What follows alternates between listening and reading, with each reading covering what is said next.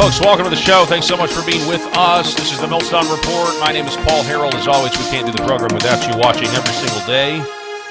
I'm sorry, just making sure everything's going good. Kind of a fluid situation here. I was on earlier Mike Lauber's show, Derek Evans' show, The Insurrection. We did that about 2 hours ago, and so it was a great time to be with him on X America News. We got a great show for you today. Going to be talking about more about the Russia-Ukraine situation.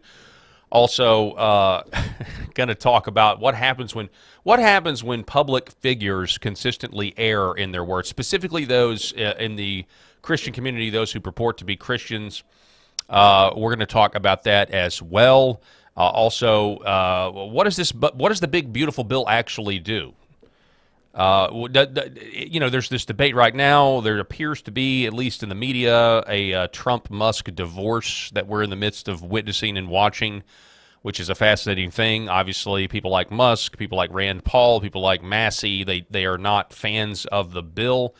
The Congressional Budget Office, though, has recently come out and saying the Democrat-controlled Congressional Budget Office is now claiming that the tariffs are going to bring down the deficit. Anyway, we're gonna wait and see about all of that. But we're going to cover it today. I'm going to tell you everything that I know, everything that I have found today. Before we go any further, though, I want to remind you that this portion of the Millstone Report is brought to you by Red Vive.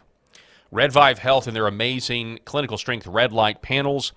You can get the discount. There's a big sale going on right now because of Father's Day. You can combine promo codes. So if you go to redvivehealth.org/Paul, you're going to get the 15% off. And then at checkout, if you add the additional code FATHERS15, you get another 15% off. So those of you who have been putting off buying this life-saving red light therapy, and I really think are life-enhancing at the bare minimum, it's incredible technology. We'll tell you more about the healing power of red light here in just a moment. But we're going to start today with an interesting article by Russell Moore. Obviously, Russell Moore, kind of the chief brigadier general of woke Christianity in America. And I I have asked before, and I'll ask it again, has Russell Moore ever worked in the employment of the CIA or any sort of intel oligarch organization? Because he seems to, he serves, we've talked about this before, he serves as one of these guys, one of these figures he hasn't passed. He's been exposed. Most people, most Christians understand that they don't trust Russell Moore at this point. But serving to sanitize regime rhetoric, we saw this on full display with a lot of different woke pastors during COVID, pacifying congregations, essentially getting them to sit on their hands, to not actually do anything to keep Christians from being put in boxcars as we see things go from bad to worse, this sort of thing. And so people are very familiar. Russell Moore, he was, I guess, back during the, what that had been 2024. Back in 2024, you had, the Hollywood director Rob Reiner came out with this documentary about Christian nationalism and the dangers of Christian nationalism. And, of course, Russell Moore was, one of the experts who spoke to the dangers. He and I believe David French as well, from the New York Times. But anyway, what's interesting is before we get into any of this, there's a dust up right now. The View host Sonny Hostin, we talked about this with Mike earlier. That Sonny Hostin is saying that because of USAID cuts, 300,000 people have died since then. And so there's this talking point out there that USAID was good. There's this urge to ignore all of the fraud, the waste, the money laundering, the abuse that went on with this fund. RFK Jr. famously said that USAID was created by John F. Kennedy, but then was hijacked by the military-industrial complex, was hijacked by the intelligence agencies to effectively subvert other countries. And, of course, those instruments, those machines that they created have been since turned in against the American people themselves and against our own systems of governance. It's very clear that, USAID and non-governmental organizations are actually acting on behalf of governments or behalf of intelligence agencies to enact color revolutions across the world, to push degeneracy. One of the United States' chief exports has been the rainbow, dangling carrots or money over countries if they will adopt gay marriage, or if they will push this idea that homosexuality shouldn't just be permitted, but it's also ideal and a good thing to do. This has been, in many regards, America's foreign policy, just based on USAID and the projects they fund and what they push on other countries. And that's all being exposed. It has been exposed, but now it's being exposed. We see the gargantuan amounts of money that have just been laundered and wasted. As a matter of fact, so Bono recently went on the Joe Rogan Experience, and he was lamenting, and he put out this 300,000 figure, and Joe Rogan rightfully pushed back against that. Joe Rogan saying, look, there's all this money laundering going. He even brought up the fact that in the last week or two of the Biden administration, they spent $90 billion just sending it everywhere. Now, where were they sending it? We don't know. But I can tell you what they were doing is kind of a parachute, a bailout, so trying to say, okay, we're not in power anymore, so we've got to fund all of these organizations, all of this stuff. We're going to send all this money out so that we have all of these shell groups that are funded that can attempt to fund our resistance and our subversion and us trying to essentially get power back. That's what it was all about. And so the fact that you have somebody like Russell Moore, who in Christianity Yesterday, he's the editor of Christianity Today, I call it Christianity Yesterday. Russell Moore is now lamenting this as well, which is exactly, I'm sure, what the intel oligarchs and people, at the CIA would want him to do. Whether or not he has ever worked for them or not, I have no idea. I just know that he writes, when he writes as if, I just think people, lifers at the CIA or in the intel community that don't have the best interests of Americans at heart, would write something just like this to American Christians. It centers around PEPFAR, which is a organization, that the USAID is funded to help stop the spread of AIDS in Africa. So he's got this piece, PEPFAR and the uneasy conscience of American Christianity. So we should feel very guilty that under the Trump administration, USAID funding has been stopped. It's been ended. Totally ignoring well, I don't know about totally ignoring, but the money laundering is a huge deal here. But before we get into this article, I think that we need to go back and Russell Moore has written about this before. This has been something he's written about since 2009. Way back in 2009, Russell Moore published a piece on December 1st, 2009, titled, "Jesus Has AIDS." Now, I hadn't read this article until this morning. I saw somebody link to this over on X in response to that new Christianity Yesterday article. And it was so funny to me because as I read the article, I said, oh, okay, this is probably some clever, Jesus, this very provocative, terrible headline, by the way. I would never write something like this saying that Jesus has AIDS, but he must not mean the actual AIDS. He must not mean the actual autoimmune disorder. So he wrote back in 2009, Jesus has AIDS. Just reading that in the type in front of you probably has some of you angry. Yeah. Yeah, I mean, we're talking about the lamb slain before the foundation of the world. We're talking about the King of Kings, the King of all the universe. And you're saying he has AIDS? The resurrected Christ sitting at the right hand of God? Yeah, that should make all of us uneasy. So, of course, he knows exactly what he's doing, but he says, let me see why, let me help you see why that is. And in doing so, why caring for those with AIDS is part of the gospel mandate given to us in the Great Commission. He goes on, the statement that Jesus has AIDS startles some of you because you know it not to be true. Jesus, after all, is the exalted Son of the living God. He has defeated death in the garden tomb and defeated it finally. Jesus isn't weak or dying or infected. He's triumphant and resurrected. He says, yes, that's all true. But, my wife tells me if I'm ever, I learned this early on in marriage. When you say that you're sorry, you've had an argument, you say you're sorry, you say, I'm sorry, but. The but negates the apology. So he says, yes, but what we're often likely to miss is that Jesus has identified himself with the suffering of this world, an identification that continues on through his church. Yes, Jesus finishes his suffering at the cross, but he also speaks of himself being persecuted by Saul of Tarsus as Saul comes after his church in Damascus. So you see the twisting here. He knows that Jesus Christ does not have AIDS, and yet has decided to create, back in 2009, this contorted view of Scripture to try to somehow shame Christians into caring about AIDS when there's plenty of reasons to care about people with AIDS and want to help people who are sick or who are dying. But this is not the way to do it. This, in my opinion, is a form of spiritual abuse because it's just factually inaccurate and the whole article is silly. So I wanted to highlight that, and if you read the rest of the article, it gets even worse, talking about how, yeah, Jesus doesn't have AIDS, but, he keeps saying but. So Russell Moore cares a lot about AIDS, so much so that he's willing to write an article like that.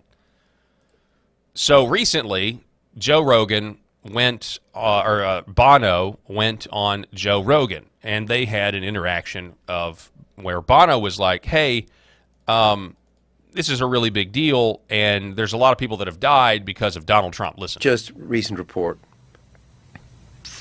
It's not proven, but the surveillance enough suggests 300,000 people have already died from insane. Just this cut off, this hard cut of USAID. So there's food rotting in boats, in warehouses. There is this will fuck you off. You will not be happy. No American will. But there is, I think it's 50,000 tons of food that are stored in Djibouti, South Africa, Dubai, and wait for it, Houston, Texas. And that is rotting rather than going to Gaza, rather than going to Sudan, because the people who know the codes or for the warehouse are fired. They're gone. And so this, I don't know, what do you think? What is that? That's not America, is it? Well, they're throwing the baby out with the bathwater. Right. Right. This is the problem. The problem is, for sure, there have been a lot of organizations that do tremendous good all throughout the world. Also, for sure, it was a money laundering operation. For sure, there was no oversight. For sure, billions of dollars are missing. In fact, trillions that are unaccounted for, that were sent off into various... They don't. And let me just say, the billions and trillions of dollars that are missing, I would wager, if I was a betting man, that those dollars went to kill or destroy more people than these front organizations actually claim to help. And I think that's the game here. There was a fascinating documentary done by Netflix several years ago called Poverty, Inc., and it talked about how all of these non-government organizations that we now know are basically funded by you and me, and the magic money machines that Elon Musk talked about, they don't want the poverty to go away because then the organizations themselves go away. So the organizations themselves are, many of them engaged in human trafficking. Many of them, engaged in subverting the will of people and other democracies. And the fact is, this is an organization that you need to throw the baby out with the bathwater, 100%, because there is so much unknowable about it. And then there's a lot that we do know, that this money is going to actually work against the interests of the American people and people all across the world. Not for a second do I believe that the money going to USAID actually helped people more than it hurt people. Not a second do I believe that. Anyway, the article, The video clip continues. Don't even know where because there's no receipts.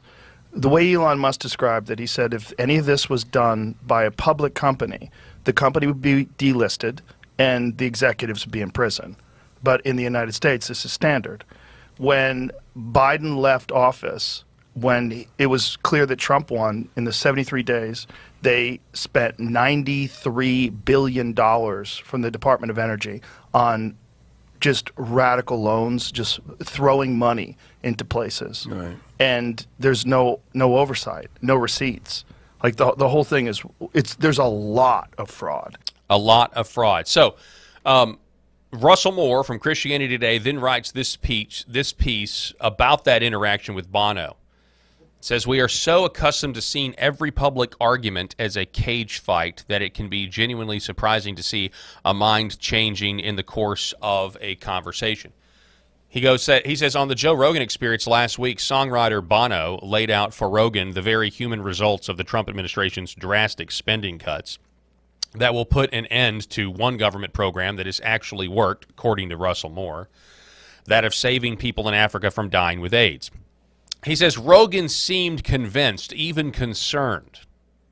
I don't know. It seems like to me, and I didn't watch the whole podcast, maybe he did, but it seems to me Rogan was calling out the fact that there's a lot of fraud. Now, here's the deal about Bono. Bono has been a huge recipient of USAID money. So these intentions are not exactly pure, and I'm not the only one to think that. Alex Jones actually took to the internet to absolutely slam Bono for his Joe Rogan appearance because Jones claims that Bono is actually a USAID thief, that he steals most of the money he's gotten and gives very little to the charities they're supposed to go to. Listen. Bono tried to go on Joe Rogan's podcast and say that Elon Musk and Trump have killed 300,000 people cutting USAID money. Total lie. He's the one, famously, that steals 99% of the charity money, over $8 billion he's raised to feed starving Africans. He is a master criminal, and his lies have completely blown up in his face. And I guarantee he flew into Austin to be on Joe's podcast last week with USAID money and stolen charity money. Guaranteed there should be an investigation, but it shows that these criminals are desperate, and that's why they're crawling out from underneath their rocks. The spotlight of truth is on these cockroaches. So I mean, it's just so funny to me. You've got this Russell Moore from Christianity Today, and again, he exists. What is it? He and others like him exist to sanitize regime rhetoric, sanitize the intel oligarchy. Certainly it happened during COVID. It's happened many other times before. And so I don't know, man. I just ask the question again. It's just odd to me. Has Russell Moore ever worked at the CIA? Do you or have you ever worked for intelligence services of any kind? Because this is the exact article that I would want. Like if I was really disturbed that all the money that was funding all of my shell organizations was now drying up, and I didn't have the money to foment color revolutions across the world, or I didn't have the money to pay off people to steal elections anymore in different European countries. If I all of a sudden had all that dried up, and I wanted to put some public pressure on there, and I had a guy who used to be the head of the Southern Baptist Convention, and he's since now the editor of Christianity Today, and there are still some Christians that listen to him, and we need negative press coverage about these cuts, and we need to say that 300,000 children have died. I would definitely activate those assets, and I would say, by the way, we just found out that like Mike Myers is affiliated with the CIA based on the Diddy trial. Mike Myers, literally the guy they called the International Man of Mystery in his Austin Powers movies, telling us right there in front of our faces that, yeah. So how, you've got actors, you've got news anchors. Who else? I mean, it would make, I'm telling you right now, the fact that there is so much lukewarm Christianity in this country, if you are a totalitarian and if you are a godless communist per se, You don't like religion. You don't like your people believing that they're more accountable to God than the state. Specifically, the state doesn't like the idea that there's anything higher than their authority. And so it would make sense. It would make sense to infiltrate seminaries.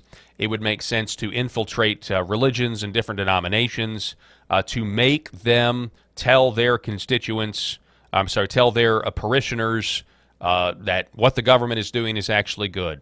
And this is not a conspiracy theory at all. Rick Warren from Saddleback Church, who was, by the way, removed from the SBC a couple of years ago because they were defending woman pastors, which is just not a biblical stance that you can actually take if you actually go read Timothy and Titus and that sort of thing. Rick Warren, all the way back in 2008. So a year before Russell Moore wrote this article in 2009, Rick Warren went to Davos and the World Economic Forum, and he gave an interview where he complained that the World Economic Forum has a few things right. They're activating business, they're activating government, and business and government are partnering, but they're failing to activate the third leg of the stool. And he said that third leg is religion and pastors, and how, from a globalist standpoint, they need to take advantage of the personal relationship and the trust that churchgoers have in their clergy, and they need to utilize the clergy to disseminate their messaging. Now, that is me paraphrasing Rick Warren, but you can look it up yourself because he's essentially saying that exact thing. And boy, on this side of the COVID tyranny, does that statement really ring true? So, you be the judge. Who are actually working for rogue intelligence services or loyal to them. And at some point, if you're an actual die-hard disciple of globalism and that line of thinking, a lot of times people will just act that way on their own. But this is the sky is falling. So the sky is falling. 300,000 people are dead, they say, because Donald Trump and Marco Rubio ended this USAID corruption and money laundering, which is essentially all it was from just a pure political standpoint. That money is going to fund your enemies. That money is going to fund people who are going to use that money to work against all of your goals. Jim Acosta was recently at some event, and I want you to understand the state of the liberal mind and how they are walking around thinking the sky is falling all the time. Listen to this. Pull out the phone, turn the light on. Pull out the phone, turn the light on. He's dimmed. You guys too. It may feel like we are surrounded in darkness right now. There's no question about it. It's been hard to get through. We're only, 100 and some odd days in. But I think what you just heard here from these gentlemen up here, from Tara, from Aaron, from Miles, is that there's still a lot of light left in all of us. And it would mean something to me if you carry that message with you as we leave this theater here tonight, that this is not a country that is being plunged into darkness. This is a country that can find its way back to the light. And I want to thank everybody for being here tonight. I appreciate all of you so much. This is just a tremendous outpouring of support and patriotism and love for country that, it's going to... All right, so look at that. So for those of you listening to the audio-only version on Spotify or Apple, it's a dark auditorium, and he's got everybody like at a concert with their phone lights on, right? So we're not, I know it feels like this country is descending into darkness, but trust me, we're not. We're going to come back. Total darkness. Now, look, for as much as during the Joe Biden administration, I did several shows about how wicked the country is, how, we are sliding down the slippery slope, all of these really, really terrible things. But it occurs to me, when I went to bed at night, I wasn't ever scared. I know that the Lord is in control. I know that He's sovereign over the events of men. I know this. I'm a Christian. I believe in the gospel. and many people on the left, if not all of them, they're not religious, they're not Christian, and so they very much take, this happened in Trump's first term, they very much take their security from man-made institutions, not eternal institutions. And so I said this on Lauber's show earlier, and he said, I don't have any sympathy for them all. Look, I get it. I understand that, but I do. I tend to have some sympathy for people who think that this is like the end of the world, that MAGA is in charge and that Donald Trump is in office and that they're deporting people, that they're allowing white Afrikaners to come here who are, in Donald Trump's calling it a genocide. Like all of these things, their worldviews are, in complete conflict with what's going on, much like when Biden was in office. But there's a huge difference here, and where they think there is no hope. And I guess Acosta's trying to give them some man-made hope with cell phone flashlights. But it is a stark contrast, I think, because while his administration was frustrating and it made me angry and everything else, it didn't affect my relationships with my family. You've got a lot of leftists that won't even talk to their family because they voted for Donald Trump. Pretty wild stuff. What else do we have here? Okay, let's move on towards this budget situation, the big, beautiful bill, if you will. Actually, before we move on to the big, beautiful bill, I want to tell you about Redvive Health and the great folks over at redvivehealth.org/Paul. So a little update. My eczema is gone. For those of you that have been listening, this is way too much information, but I want you to really know there's so many benefits for this machine. It's crazy. So I had some eczema on my feet. I had tried a lot of different treatments, and finally, I use the red light machine almost every day, but it, basically covers from my knees to my head. And finally, I was like, wait a second. So I started using it on my feet, and within 2 days, it was almost gone. And I've continued to use it, and now it's completely gone. And so that's just one thing that the red light machine does. If you're just hearing about it for the first time, you need to do your own research. But for those of you who don't know, it's red and near infrared light. You can toggle between the two or use both at the same time. These are powerful clinical strength machines. 2 different wavelengths that are naturally emitted by the sun, but this is targeted doses, and they have a healing effect across the body. The first, the red light, is absorbed by your skin, which increases collagen and leads to healthy skin and anti-aging, which is why I think it worked on my feet.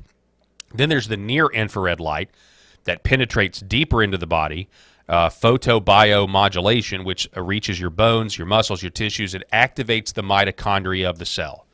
But what you need to know if you're interested in buying, and those of you who have wanted to buy for a while, is now, for a limited time, you can get 30% off these things. You can go to redvivehealth.org/Paul, and that's going to give you the 15%. And then at checkout, enter the code FATHERS15. You see it there on your screen, FATHERS15. And when you do that, you'll get the 30% off. There's 0% interest financing available. There's a 60-day money-back guarantee. Keep the box in case you want to send it back. But guess what? No one sends these things back once they start because you realize the energy that you get. You realize the benefits, the decrease in inflammation. It's incredible. Do your own research for what they can do. Next week, we're going to talk to Dr. Desai about everything from regrowing hair to sexual health. So check this out, redvivehealth.org/Paul, and use the code FATHERS15 for Father's Day. Even if, it's a free country, even if you're not buying it for your dad, you can buy it for whoever and take advantage of the discount. I know people have been putting off buying this because you wanted a little bit more of a discount. Now's the time to do it. So we really appreciate the folks at Redvive Health. We're going to be back here in 60 seconds after we, actually about 2 minutes after we hear from a couple more sponsors. I hear every day about the products you all wish MyPillow carried. Well, guess what? We probably do. Slippers, bathrobes, pet beds, blankets, mattresses, sleepwear, loungewear, duvets, comforters, pot holders, aprons, oven mitts, and so much more. And they're all on sale. For example, get our best-selling standard MyPillows for only $14.98. Body pillows, $29.98. 6-piece bath towels or kitchen towel sets, just $29.98. Multi-use MyPillow 2.0s with pillowcase, $9.98. Save $40 on our Spring Percale and Giza Dream bed sheet sets. Any size, any color, and so much more. So go to MyPillow.com or call the number on your screen. Use your promo code to save up to 80% on all MyPillow products. And I've never done this before. When you spend $100 or more, you're going to get 2 standard MyPillows absolutely free. Life can be pretty unpredictable, filled with good days and not so good days. And sometimes, the only difference between the two is your level of preparedness. The Jace case lets you be better prepared for whatever comes your way. It contains antibiotics and other prescription medications so that you aren't caught unprepared. With the Jace case, you are able to get your prescription medication before the unpredictable happens, allowing you to turn those not so good days into great ones. Go to jace.com now and get your own Jace case. So, jace.com and use the promo code Paul, P-A-U-L. My Jace case is on order, so I'm going to show it to you as soon as I get it, but it shipped a couple of days ago, and so this is great. They ask you a couple of questions. It's very easy. You get a licensed doctor and everything else. So, yeah, check it out, jase.com. Use promo code Paul and save some cash. All right, so Stephen Miller is in the news. Stephen Miller is, Trump's spokesperson, and he says that I was on the campaign trail. This is talking about the big, beautiful bill, all right? He says, I was on the campaign trail with Trump all across America. He promised in every rally to pass tax cuts, fully secure the border, deport the illegals, dismantle the criminal gangs, unleash American energy, build the missile defense shield, reshore our manufacturing base, and enact no tax on tips, overtime, and Social Security. To thunderous applause in speech after speech. He then won in a landslide, and he overcame 10 years of lawfare, witch hunts, persecutions, and 2 near assassinations to deliver on this extraordinary agenda. He says the House passed a bill to codify each and every one of these promises, which is why the House should be loudly and enthusiastically celebrated, he says, for keeping our sacred vows to the American people. The Libertarian candidate who ran on the RAND platform got 0.5% of the national vote. This isn't hard. The only choice is to keep our promises to the American people. So this is how the Trump administration is framing this in light of Elon Musk coming out and being against the big, beautiful bill and saying that it's not doing enough to address the deficit. It's not doing enough. It's filled with too much pork and that sort of thing, which is just the way Congress operates. So there's this kind of debate back and forth. Now, Donald Trump recently put this on Truth Social today. Shockingly, he says, the Democrat-controlled CBO, Congressional Budget Office, just announced that the tariffs will be reducing the deficit by at least $2.8 trillion. Too bad this information couldn't have been released earlier. It would have kept people from knowingly saying untruths. I wonder if he's talking about Musk. I wonder if he's talking about Rand Paul or Thomas Massie and the like. Who knows? Well, we can kind of go back and forth here. Let's go to Speaker Mike Johnson, okay? He retweeted Russ Vought, who's from the Office of Management and Budget, says, OMB just reviewed the new CBO score on the One Big Beautiful Bill. It confirms what we knew about the bill at the House passage. The bill reduces deficits by $1.4 trillion over 10 years when you adjust for the CBO's one big gimmick, not using a realistic current policy baseline. It includes $1.7 trillion in mandatory savings, the most in history. If you care about deficits and debt, this bill dramatically improves the fiscal picture. So that's Russ Vought. Now, I'm a fan of Russ Vought. Number one, because I know he's a Christian, and so I think more Christians in government should reveal more honesty in government, which is what we want. Some people are asking Grok about it, but Mike Johnson seems to agree with this. He says, Russ is right. Our One Big Beautiful Bill will reduce the deficit while delivering on the mandate given to us by the American people. Let's get it done. And so then you also have, again, this back and forth between Rand Paul and the rest and the like. But what I will say here is Charles Haywood has an interesting take. Now, Charles Haywood is a friend of the program. We've had him on a few times. Haywood's take is this. He says, I don't care about wasteful or excessive government spending. Okay. He says that ship sailed long ago.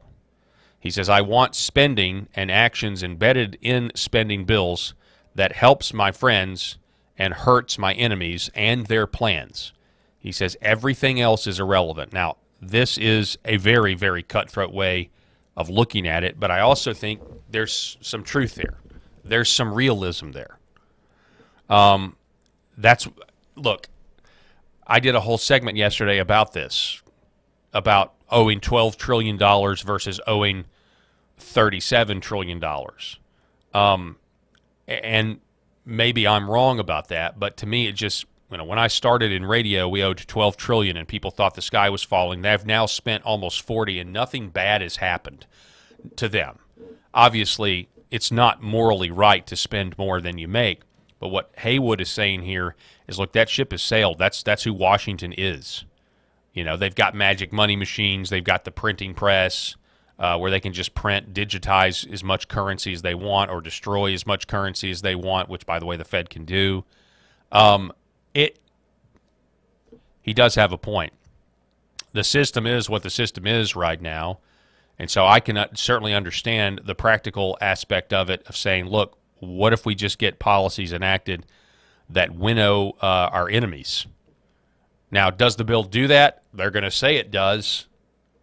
Do I trust Congress? No. But it is something to consider. We can pray that whatever they do will be for the good of the people and not for our corruption. And at the same time, we'll see, because you never know. But I think this sentiment, I think I'm most aligned with this sentiment. This is why when I was trying to cover the back and forth yesterday between Musk and Trump and all this other stuff, it's just, I've been around for so long, I feel like, covering the fact that they only care, no one cares about the debt, no one cares about the deficit. And you might as well owe $1 gazillion, like 12 trillion to 40 trillion. You can't pay it back when you really look about how much it is. I think it's insane. I think the financial crisis is going to happen when people want it to happen to preserve their own power. But that's just me. That's why so many people want war as well. It's a precarious situation for sure. No doubt. All right, now moving on. By the way, this portion of the program brought to you by Curable Premium Health and Curable CBD. We're going to tell you more about Curable coming up here in just a moment. Jim Ferguson reports on Jack Posobiec, says that the U.S. intel hid the Ukrainian drone strike from President Trump. He said this on Steve Bannon's War Room. Listen. And the report that I can report back on all of this is that there are elements of the U.S. intelligence community that absolutely knew about this Operation Spiderweb and hid it from the President of the United States and the White House upper echelons of the national security leadership. And particularly, there are a lot of questions surrounding, as you've mentioned, Senator Lindsey Graham, but also former CIA Director Mike Pompeo, who is currently right now in Odessa, Ukraine. Okay, so we've got a government that's not monolithic, and if that's right, we also have a government that Donald Trump is not in complete control of. So the question is, what are they going to do to get complete control of the intel apparatus?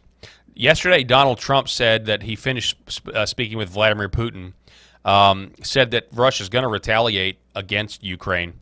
But then he said this.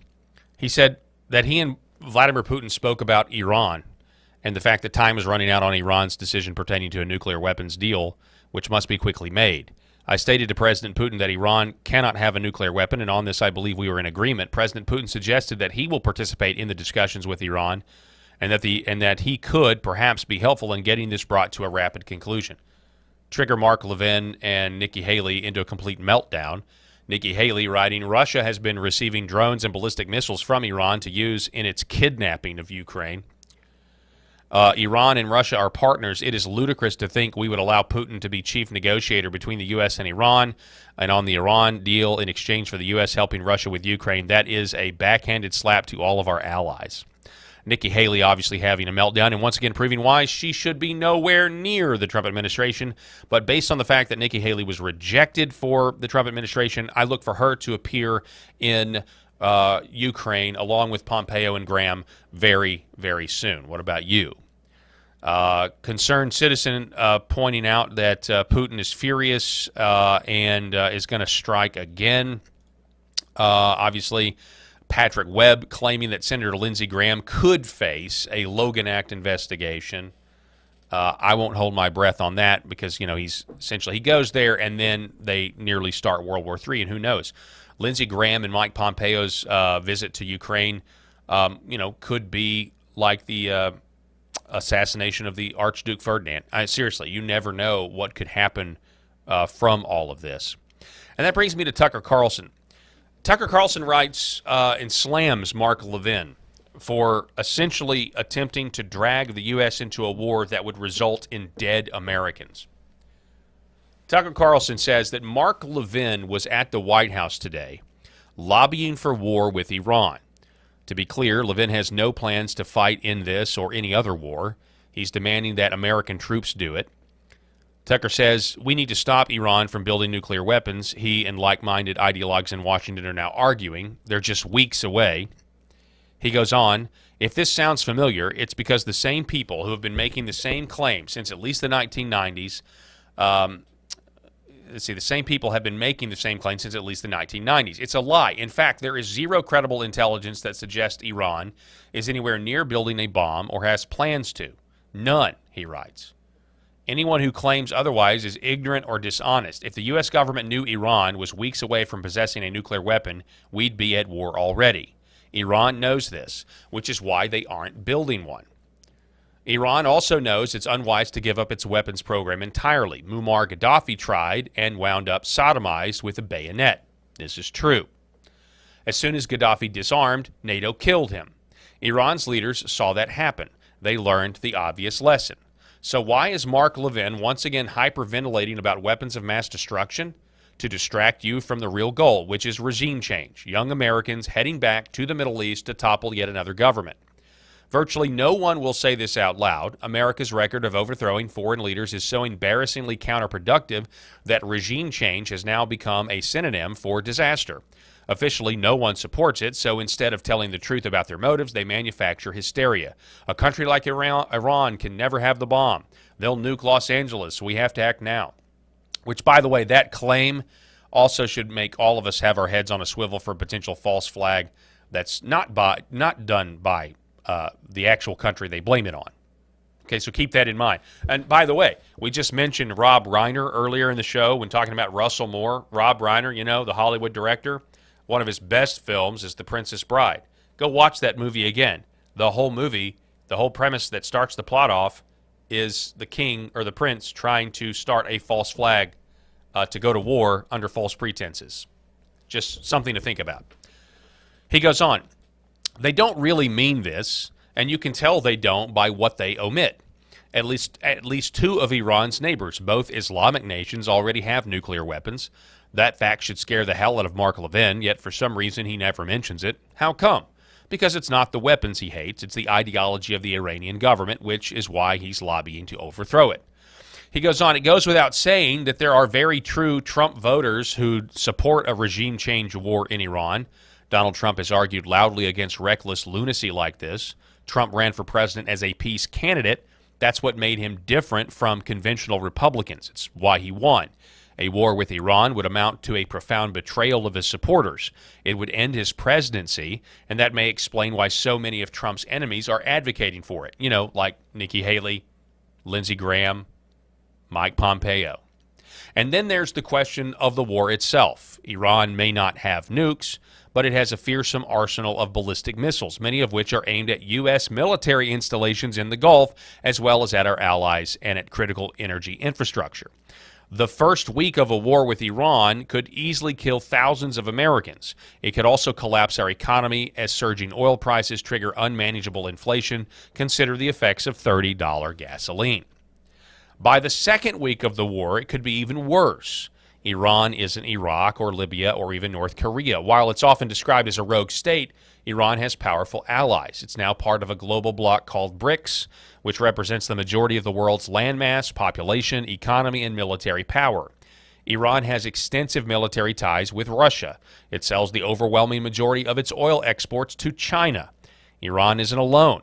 An attack on Iran could very easily become a world war we'd lose, Tucker claims. He goes on, none of these are far-fetched predictions. Most of them comport with the Pentagon's own estimates. Many Americans would die during a war with Iran. People like Mark Levin don't seem to care about this. It's not relevant to them. Instead, they insist that Iran give up all uranium enrichment regardless of its purpose. They know perfectly well that Iran will never accept that demand. They'll fight first. And of course, that's the whole point of pushing for it, to box the Trump administration into a regime change war with Iran. The one thing that people like Mark Levin don't want is a peaceful solution to the problem of Iran, despite the obvious benefits to the United States. They denounce anyone who advocates for a deal as a traitor and a bigot. They tell us with a straight face that Long Island native Steve Witkoff is a secret tool of Islamic monarchies. They'll say or do whatever it takes. They have no limits. They are scary people. Pray that Donald Trump ignores them. So, in the paragraph previous, again, that was Tucker Carlson's full statement, over on X made yesterday. The talk about peace, I think I'm just going to kind of combine this with my own theory about Ukraine. That's why they don't want peace in Ukraine.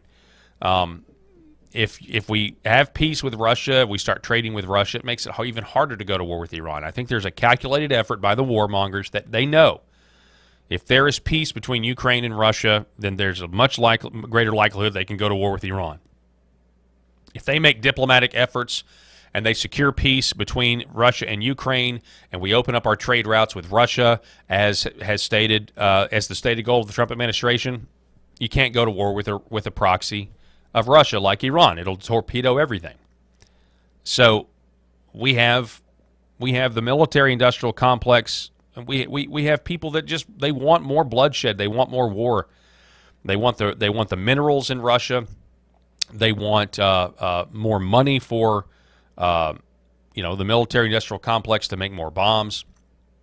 It is pretty scary times. It's crazy, though. You never hear that in the mainstream media, though, do you? You never actually hear what would happen to U.S. military personnel if Israel attacked Iran and we were behind it. Or if we attacked Iran directly. You never hear that there'd be missiles fired immediately that are pointed at U.S. military installations, and there would be dead American soldiers like that. And then guess what? We would get dragged into a war because you've killed our soldiers. You've killed 1,000, 2,000 of our soldiers. We're really on a knife's edge when it comes to this. And I'm hoping that Donald Trump talks more with... I honestly, Donald Trump needs to... First of all, I'd love to hear from Tulsi Gabbard. I don't know, has she said anything about this attack in Ukraine? Why was it hidden from the President of the United States, allegedly? Why did this happen? There's a lot more questions that we got to get answers to. Let's see. We're going to skip this Karine Jean-Pierre story, and we're going to go towards... let's see. Let's go to this theologian. We've been trying to talk about this for 3 days, and I keep skipping over it. N.T. Wright. So there's a British theologian named N.T. Wright. He's made headlines this week because he came out as a Christian in support of abortion.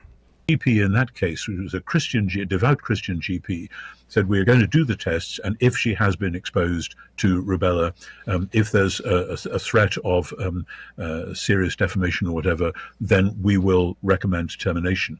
And I remember my heart in my mouth when I heard that and thinking, do I really agree with that? But at the time, it was absolutely clear for the mental health, never mind anything else, of the mother and the potential father as well, that this was the way to go. In fact, there are many cases. So we've heard that before.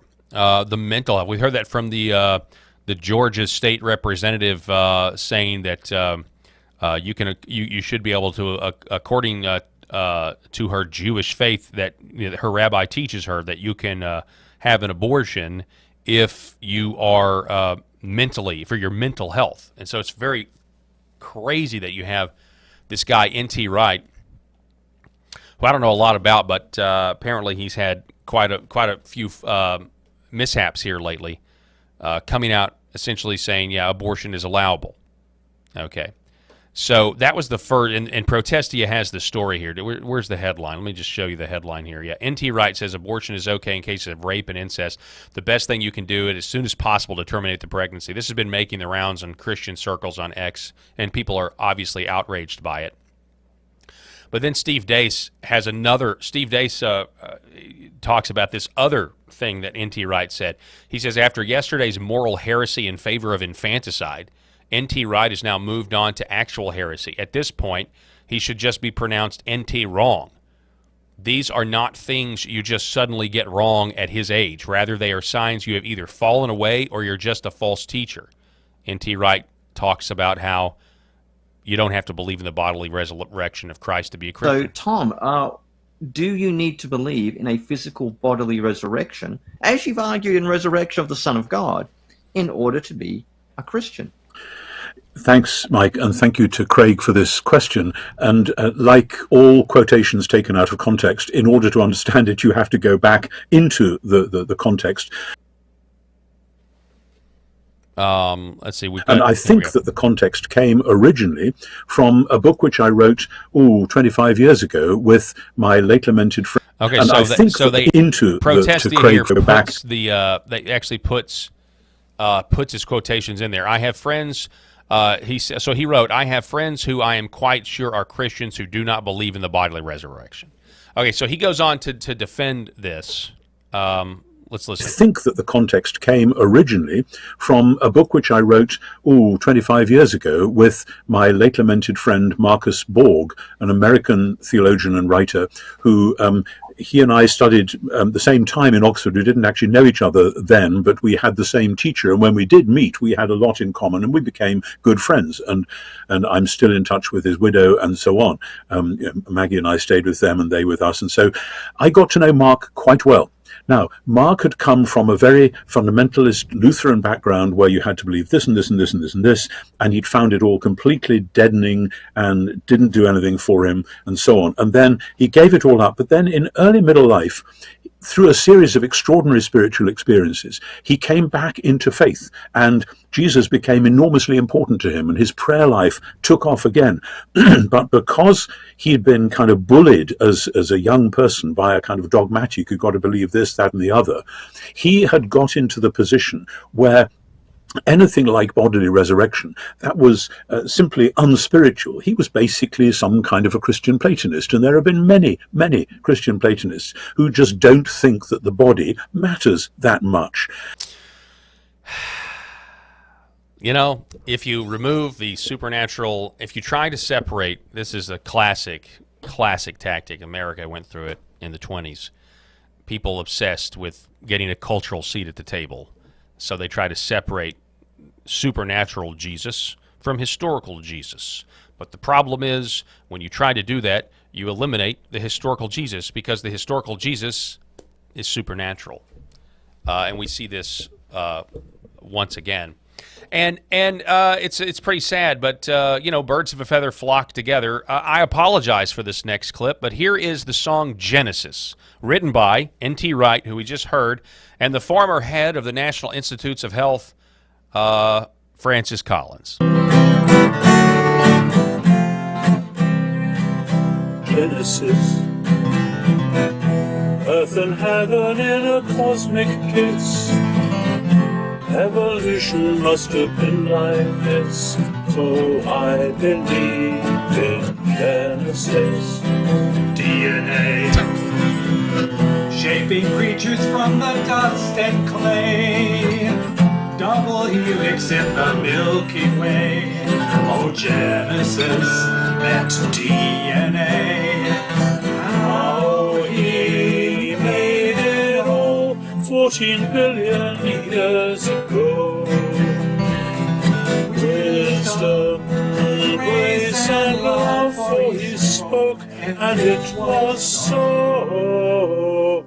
So I apologize for making you listen to that, but that just goes to show you what happens when modern science totally takes over and consumes the minds of people who want to somehow project that onto the text of the book of Genesis. Genesis means DNA, he says. They talk about evolution in this.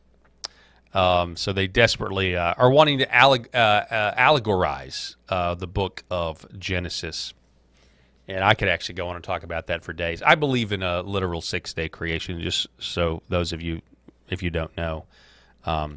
But I'll end here with this. Drake Isabel writing a piece over at Christ Overall called "When Public Figures Err with Words." And in this, he talks about when to just not trust people anymore. Does the error coincide with the spirit of the age? What you just saw is an error coinciding with the spirit of the age. He says, relying on the theological triage model by itself creates the potential danger of automatically considering any individual who signs off on first-tier doctrines like the Trinity, the hypostatic union, the resurrection of Jesus, the imago Dei, and salvation by grace alone as a co-laborer ministering in good faith regardless of how many other significant issues they get wrong.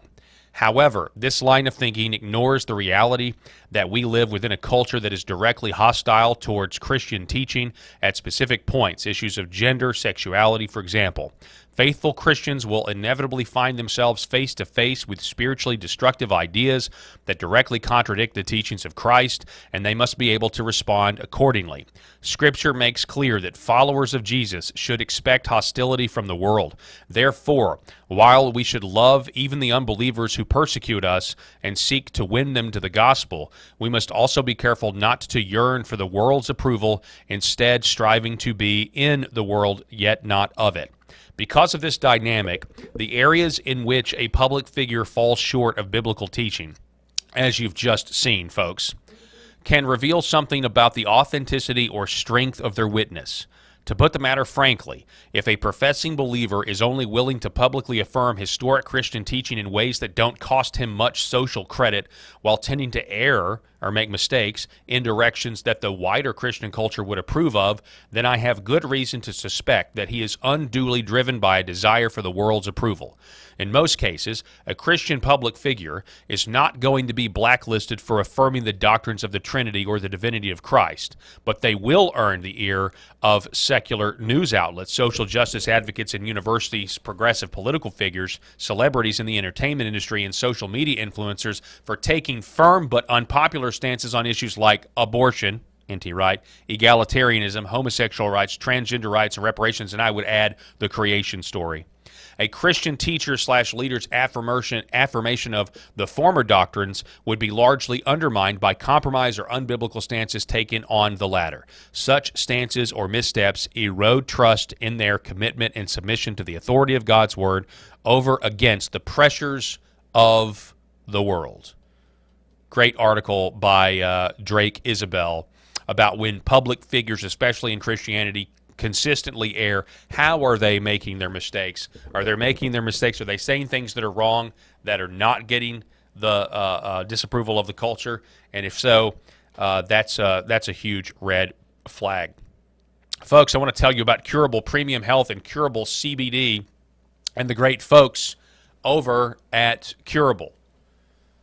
We've told you this many times before, but if you've never done the research and looked up the benefits of CBD, you don't know what you're missing. Especially if you're one of those people that's taking one too many ibuprofen and you're just like, man, I'm in pain all the time, and I know I probably should. I know this stuff has long-term, maybe it's bad for me. I want you to look up the benefits of CBD for anti-inflammation. They have tinctures, they have muscle cream, they have gummies, and the folks at Curable, they make the best stuff for the greatest price. It's potent, it's third-party tested.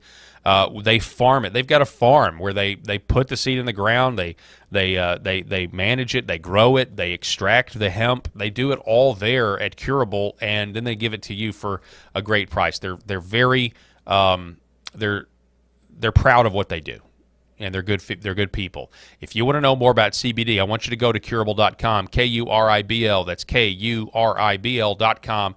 And when you check out, make sure you use that promo code Paul20 and save 20%.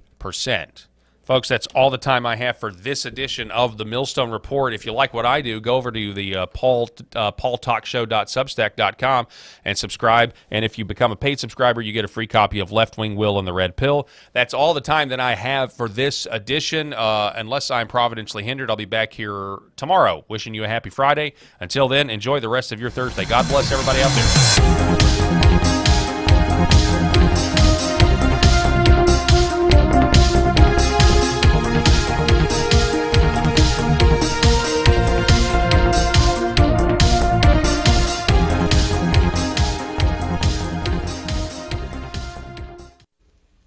The very foundation of the Christian faith is based